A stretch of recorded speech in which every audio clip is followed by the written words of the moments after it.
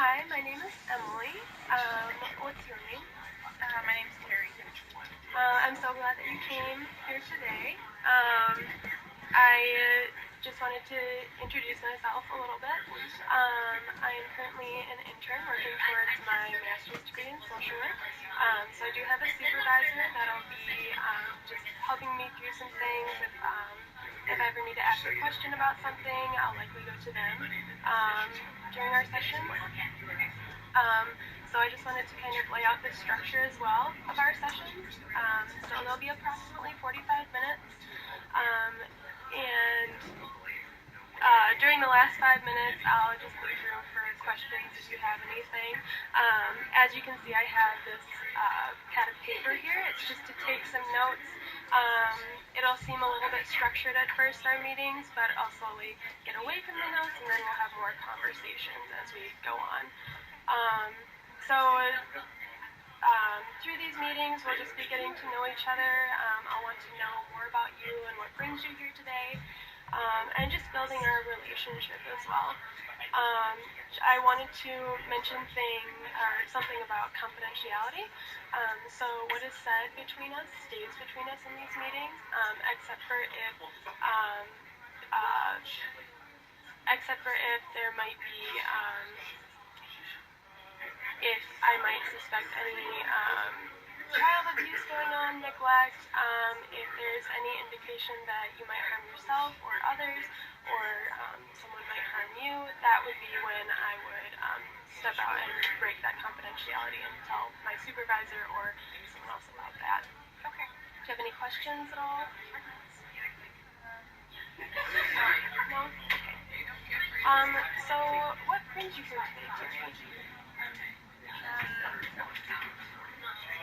I'm failing all of my classes. I guess that's not a big surprise because I haven't gone to my classes for a few weeks. I've gone to a couple of them, but together and have loans, and I don't know what to do. Yeah, it sounds like that's a very tough situation to be in. Maybe that's what I'm kind of getting from you. Is that how you're feeling? Yeah, I'm feeling kind of over. I haven't told my parents, and I know that they're helping out with rent and stuff like that, and if they knew that I wasn't even getting the education that I'm supposed to be getting. Yeah, that can be really tough to discuss with your parents, I imagine. You said that they were helping you out with rent. Do they offer you any other kind of support? I mean, they call every week, but and my dad's really supportive of me, but I don't really talk to them about what's going on, really. Okay. And I apologize if we kind of jump around a little bit. I might be asking different questions about different areas just to get to know you and your situation a little bit better. Okay. So when did you start noticing kind of a difference in how you were doing in your classes? I guess probably like a few weeks into the semester. This is my first semester here, and I was doing really well. And it's kind of embarrassing, but I sort of fell for this guy. He was really nice to me, and I'm not really someone who goes and talks to someone about things like that. I mean, I've never really had a crush before, but my roommate said that I should go and ask him out, which was really hard for me to do. I had to practice beforehand, and he kind of shut it down, and I didn't want to go to that class again. He was in that class with you? Yeah. And so at first I was just sort of avoiding him. And I don't know, somehow it just got to be hard to go to any sort of classes. I began sort of being worried like that I would bump into him somewhere, which I know is not very rational, but and then I was missing so many things, and I just didn't want to. I don't know. It just became harder to go back, and it became harder to get out of my house. I've been sleeping a lot more. Like, it was even hard to come here today. And I'm really punctual. Like, I'm a really punctual person before this. And I used to really like I study books, literature. And I love books. I've always done that. And I want to become a professor. But now, like, reading books makes me fall asleep. So, and I sleep enough anyway, so I usually end up watching something. So that's been hard. Yeah, it sounds like you've got a lot of different things that you're feeling are pretty hard for you to deal with right now. Is that right? Yeah.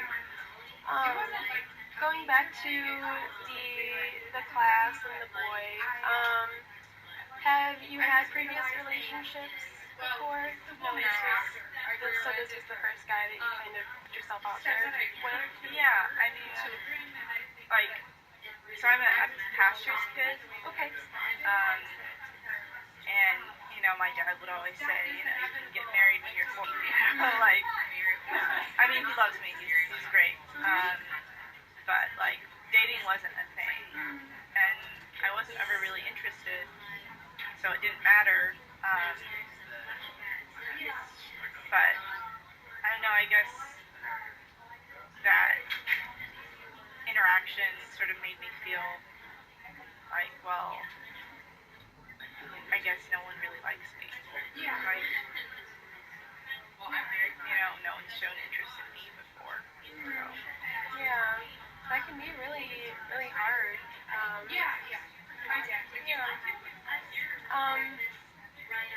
So when you experienced that with this boy, did you find that it affected going to other classes as well? Well, not at first. But as I said, like, I started, like, being worried that I would, like, bump into him in the halls. And stopped going, like, I don't know. I just got a little afraid of, like, leaving my house at all. I was just sort of worried about the way people would look at me. And that was hard, too, because then I didn't. It was weird, because I didn't want to see people, but I wanted to see people. And it's just sort of been harder to do things in general. Can you tell me about what about this boy initially drew you to him? And he talked to me, and we joked about stuff. I mean, he's obviously into books too, and is going for PhD in literature as well. You had similar interests in that Yeah. way? And I'm a little awkward, and he didn't seem into that, or I thought that he didn't like it. Would you mind if you feel comfortable telling me what was his reasoning for not wanting to pursue a deeper relationship with you? He just said that he didn't feel that way. I mean, I guess, like, he was really nice about it, but it was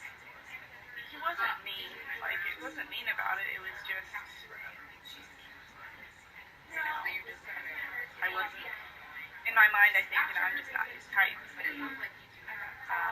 And it's been harder because he's actually started dating someone else. Do you know this other person personally? Not really, but she's really pretty. I know that's really shallow, but I know that I'm average looking. Like I'm not ugly. I'm not super pretty. I don't have to compare myself to her, which I know that doesn't make a lot of sense, but it makes sense. I think. Well, it sounds like comparing yourself can be really hard, and that that can be a struggle. Comparison. Is that right? What I'm saying? What I'm saying exactly? Yeah. Many people, compare themselves to others, and it can really cause a little, it can cause some sadness sometimes, or wanting to withdraw sometimes. So that can be very hard. It's sort of weird because I mean, obviously, like it still is hard for me, but like what I find weird is that even though I'm not like I would be more okay now than I would have then, but I still have trouble going out and like I still feel sad all the time, even though I'm not even sure exactly what it is I'm sad about, and that's just sort of confusing. Yeah, it sounds like it would be confusing.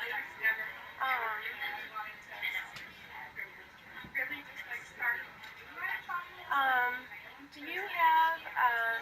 you find yourself having somewhat of a support system at school? Have you made any friends around here, or keep in contact with other friends that you might have had before grad school? My roommate is a really good friend of mine.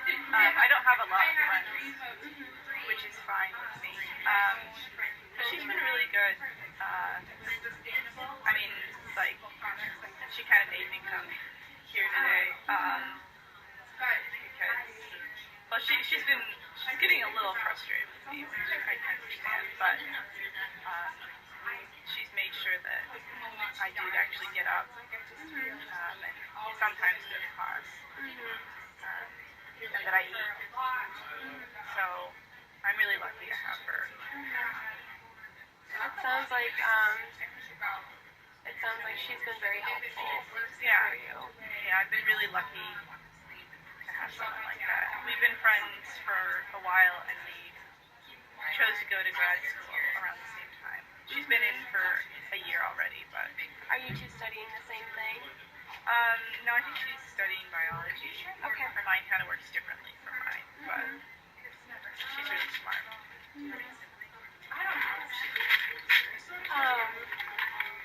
So other than that, you said you have your parents call you every week?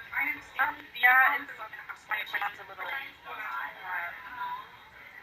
guess, obsessive about making sure that we always talk to each other every week, even when I don't really want to talk to them that often. But that's what we do anyway. But it's good to see my dad, but I mean, it's going to be hard when they learn that things haven't been going so well. So. What's your relationship with them like?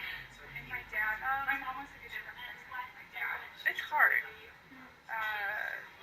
My mom's not an easy person. Can you talk more about that? What about her is not easy? She's sort of controlling, I guess. She would always like give all of us our food and like separate it out like evenly and perfectly. She would like put locks on like the and we couldn't get food in between meals.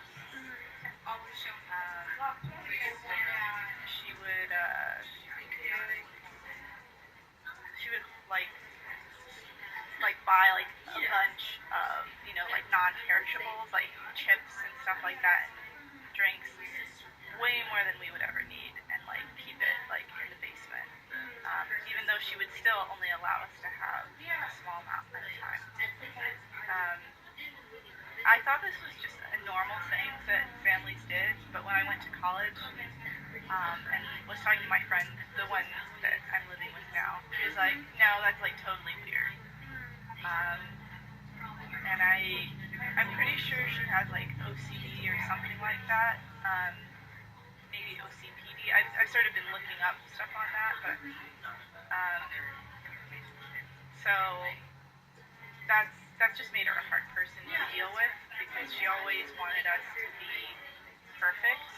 I have a brother, and she would just expect like I never learned how to cook all that much because she would always come in and like just start doing it for me because I made mistakes. So, which is not good because now I only know how to cook like pastas, So, yeah, she's a tough person, and I know that she would never like reach out for help. Like, looking back, and like now that I've visited them since then, like I see that my dad knows something's wrong, like, but he just sort of covers for her. Why do you think that might be? Why do I think he covers for her? Well, I think some of it is our family's a little bit in the limelight because he's the pastor at our church and sort of have to look good. And I think, I think that's just made it so that, you don't actually deal with any problems. What has it been like for you? Did you feel like you were in kind of like the limelight when you were a child and growing up with your family, with your dad being a pastor? Some, yeah. It wasn't ever that bad in church. I I was a pretty good kid anyway. It was more, it wasn't so much about me, but about like the fact that our whole family had to be this perfect unit, and I know that we're not. My brother, they won't say that he is, but he's an alcoholic. He flunked out of college, and he's living with them now. And I told them that he needs help, but they won't do anything about it because it would be embarrassing. So they just sort of hide it. Things like that can be so hard to know that something is wrong, and it feels like your parents, or your dad at least, might not want to reach out because he's in this higher position. Is that correct? What I'm saying? Yeah, and it's hard for me to think that of my dad because I really love him. I mean, he's always been there for me. Whenever my mom was being difficult, he would always sort of comfort me afterwards. But I also know, like, he would comfort me afterwards. But he didn't ever do anything to stop her, So yeah, my family isn't my favorite thing. Tell me more about your relationship with your father. You said that it was a little better, you feel a little closer with him. Tell me about that. Yeah, my dad's great. He's like very nurturing, I guess, and really passionate about taught me that those things are important. And also about, like, he's the reason I love